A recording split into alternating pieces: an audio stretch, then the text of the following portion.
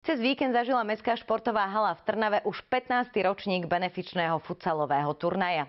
V snahe spojiť sa pre dobrú vec si systémom každý s každým zmerali sily 4 tímy. O organizáciu turnaja sa postaral neinvestičný fond Budúcnosť deťom.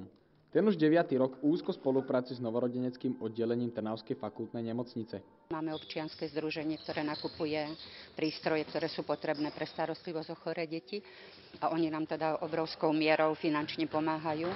Je to aj teraz spôsobom týchto turnajov 2% a rôzne iné aktivity, ktoré majú. No tento rok je to o to také zaujímavejšie, že tento týždeň v útorok 17. novembra bol Svetový deň predčasne narodených detí. Úvodný výkop bol naplánovaný na 10. hodinu.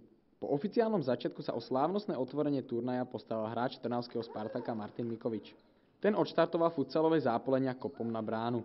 Už sa stalo veľakrát, že sa narodilo skôr dieťa a potrebuje pomoc a tí inkubátory, ktoré peniaze pôjdu z tohto turnaja na to, tak je to dobrá vec a tiež mám malé krstnátko, takže ja keď o deti jedná, tak tam vždy pôjdem na nejakú akciu.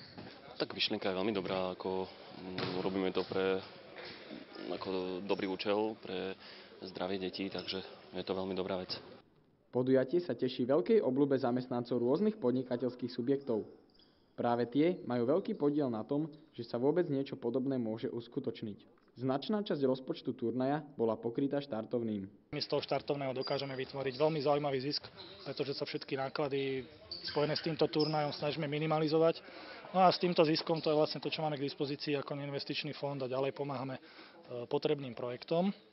15. ročník benefičného turnaja splnil svoje očakávania. Ukázalo sa, že šport spája ľudí, najmä keď je to pre dobrú vec. Marian Červenka, Spartak TV. Tešíme